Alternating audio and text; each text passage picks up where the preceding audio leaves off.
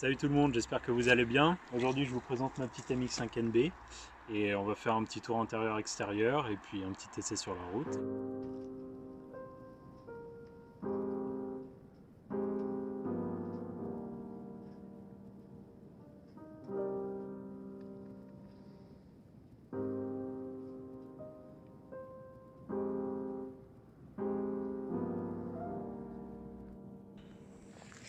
Du coup à l'avant on a le pare-choc de NBFL qui est différent des phases d'avant. En fait il y a eu, si vous voulez, une NB phase 1 et une NB phase 2. FL ça veut dire facelift.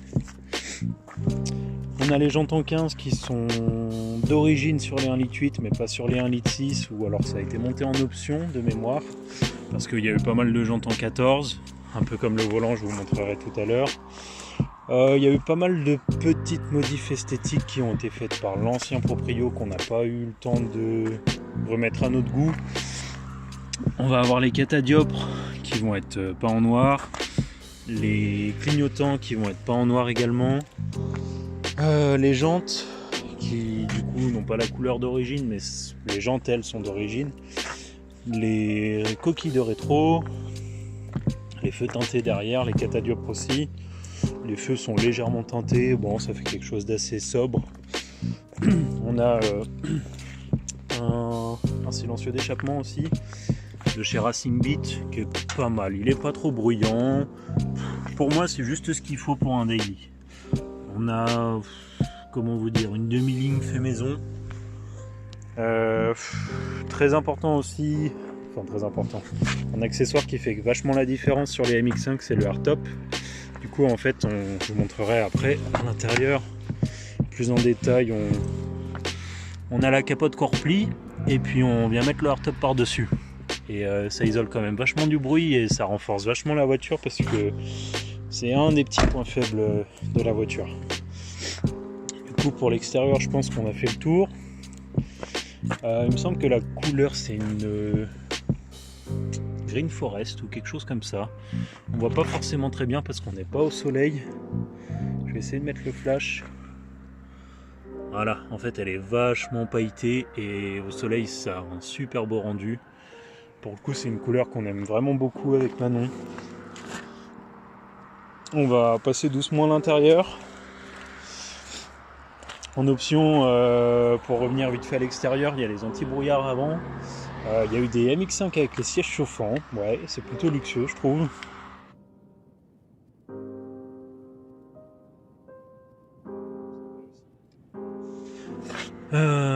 Alors, l'intérieur. Bon bah du coup on a que 2 places. Les sièges, d'après ce que j'ai pu comprendre, sont une option. Puisqu'ils sont semi-baquets avec des petits renforts qui maintiennent pas forcément très bien, mais le look est assez sympa. Là on voit que c'est quand même assez mou au niveau de la mousse. Le volant c'est un volant de 1,8 litre qui a été changé par l'ancien propriétaire je pense, parce que les 1,4 litre ont des volants 4 branches, donc celui-là est un peu plus sympa. Donc les fonds de compteur blancs, on a une boîte 5, il y a eu des boîtes 6 en option, ce qui est plutôt pas mal parce qu'à 130 on est presque à entre 4000 et 5000 tours de mémoire, et c'est vrai que ça consomme et c'est bruyant. Bon, c'est aussi lié à l'échappement, mais on sent que c'est pas une voiture faite pour faire de la route quoi. Donc on va avoir l'autoradio d'origine. Là pour régler les feux, à côté il me semble que c'est l'option pour les sièges chauffants. Enfin le levier. Là des petits rangements pour mettre les gobelets, les conneries comme ça. Bon, ce qui est un petit peu mal fait avec ces rangements, c'est que si jamais vous mettez votre gobelet, du coup vous allez avoir la main qui va, enfin le bras qui va taper contre l'ouverture du rangement. Là, un petit rangement en plus. On a les petites manettes pour ouvrir le coffre et ouvrir le réservoir comme dans beaucoup de japonaises, de ces années-là. La petite clé si jamais on veut fermer le rangement. La boîte à gants, bon, tout ce qu'il y a de plus basique, on se rend pas forcément bien compte de la profondeur peut-être sur la vidéo. On casse 2-3 merdes mais ça s'arrête là. C'est vrai que il y a pas mal de petits rangements qu'il faut trouver dans la Mazda pour que ça soit un daily au quotidien. On va avoir les vides-poches, du coup, les rangements au milieu, derrière les sièges. Si on n'est pas trop grand, on peut réussir à caser 2-3 trucs. Et puis on va avoir la partie arrière là. On a un filet dans lequel on peut mettre 2-3 conneries.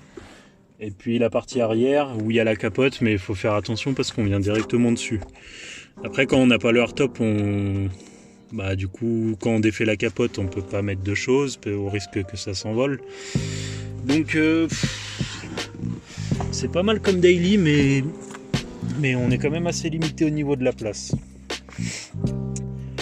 Du coup,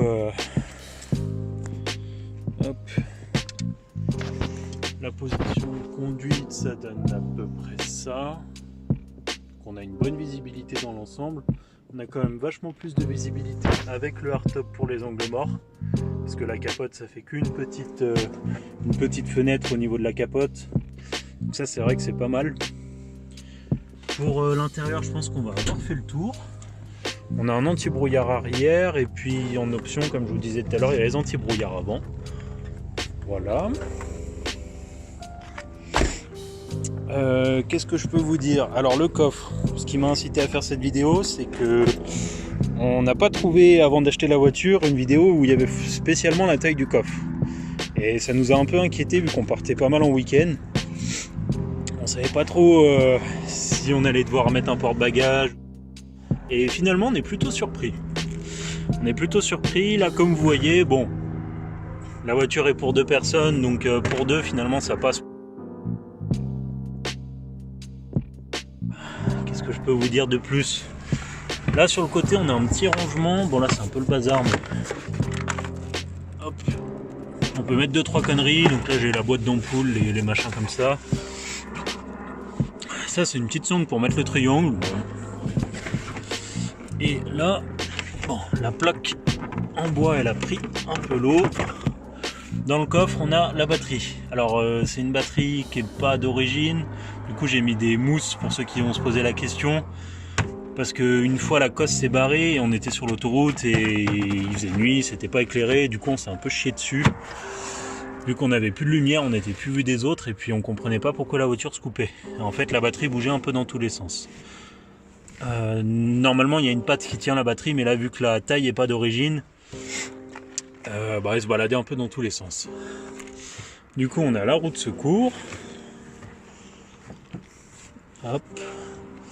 Donc voilà, le coffre, finalement, c'est plutôt un point positif. On peut mettre peut-être 2 sacs de sport, plus des fringues à droite à gauche. On arrive à caser pas mal de trucs. On arrive à se débrouiller. La trappe à essence, elle est à l'arrière gauche. L'antenne, normalement, elle sort, mais là, le connecteur a été débranché pour qu'il reste rentré à chaque fois. J'arrive à capter la radio, c'est l'ancien proprio qui avait fait cette modif-là. Finalement, on n'a pas encore trop eu le temps de la remettre au goût du jour, mais le but de la chaîne, c'est justement ça, c'est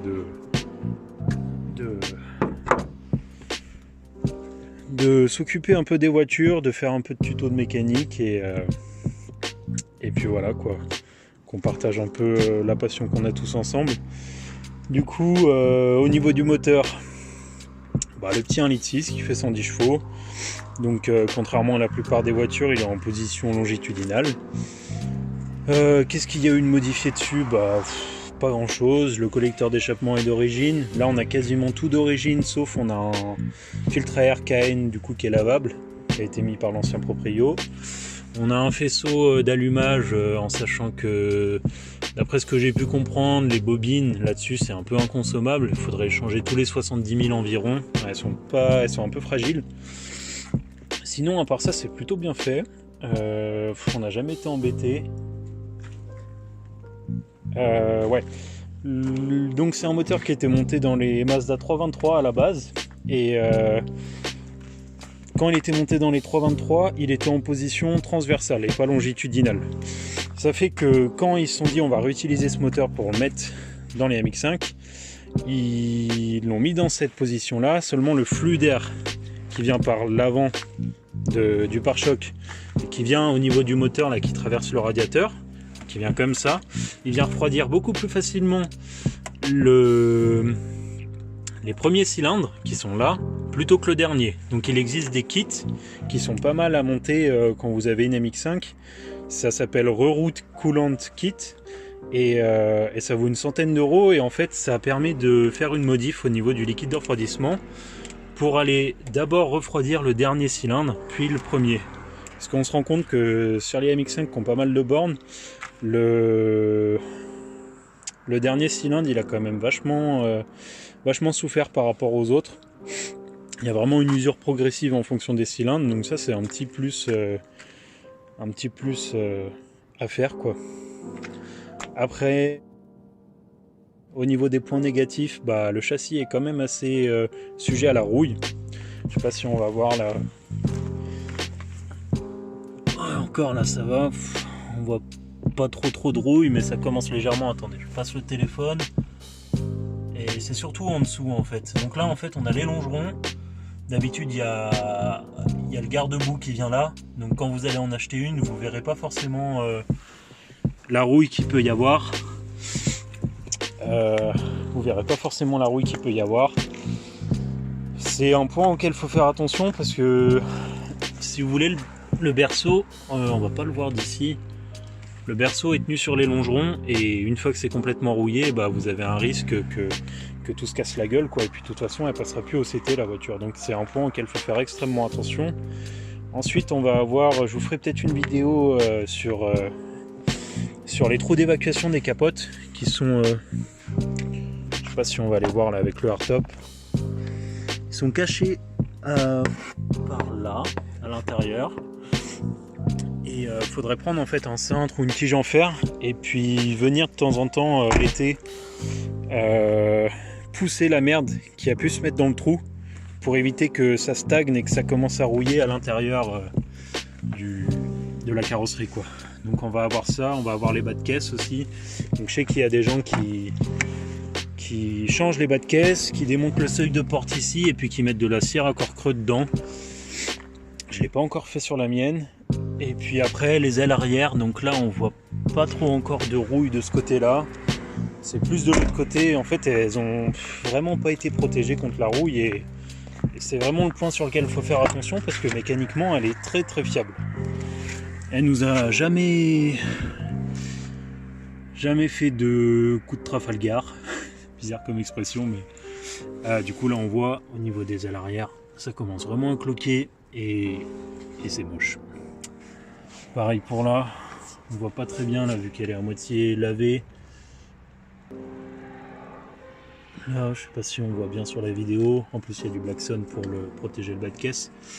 Du coup en fait ça commence à rouiller petit à petit partout, et puis il faut vraiment pas se laisser dépasser. Si je peux, j'essaierai de vous faire des photos de la MX5 d'un ami qui a récupéré la sienne pour une bouchée de pain, mais elle est dans un état pas possible au niveau de la rouille, et la rouille si on se laisse faire, c'est fini quoi.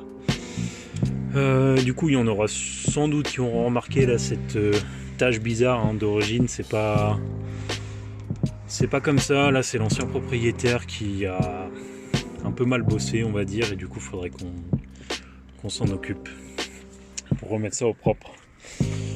Je pense que je vous ai tout dit. On va aller faire un petit essai de la voiture, et puis comme ça vous vous rendrez compte un peu comment ça roule, et puis voilà. Une dernière chose, c'est la rigidité. Il y en a beaucoup qui améliorent la rigidité du châssis, parce que par exemple nous quand on est sur un sol qui est pas extrêmement plat, on peut pas refermer la capote, parce que la voiture, si vous voulez, elle va se vriller légèrement, et ça fait qu'on tombe pas en face du tout. La coque, enfin le châssis de la MX5 est pas solide, il est quand même vachement déformable, si on peut dire ça comme ça, et c'est vrai que le hardtop rigidifie beaucoup la caisse en fait. Et il y a pas mal de monde qui tourne sur circuit avec des hardtops, même si ça rajoute un petit peu de poids pour rigidifier l'ensemble, ça évite de mettre un arceau. C'est une solution que certains ont, quoi. Donc voilà, il existe après des renforts de châssis, si vous voulez, qui permettent de rigidifier l'ensemble. Si jamais il y en a qui sont intéressés, n'hésitez pas à me poser des questions dans les commentaires. J'essaierai de vous répondre au mieux. Et puis si jamais il y en a qui ont des questions sur la voiture ou alors ou même qui pensent que j'ai oublié des choses, il n'y a aucun problème. Vous laissez ça en commentaire et puis on essaiera d'y répondre, il n'y a pas de souci. Bon bah voilà, je vais vous laisser sur ce petit essai. Passez une bonne journée et puis on se retrouve très vite pour une Honda Concerto. Alors je sais, c'est un peu rare comme voiture, pas forcément très puissant ou quoi, mais on a acheté ça là pour madame et puis c'est plutôt sympa comme voiture. On fera le tour la prochaine fois avec un petit essai et il y a beaucoup d'entretien mécanique à faire dessus qu'on essaiera de filmer pour aider un maximum de personnes. Bon voilà, salut!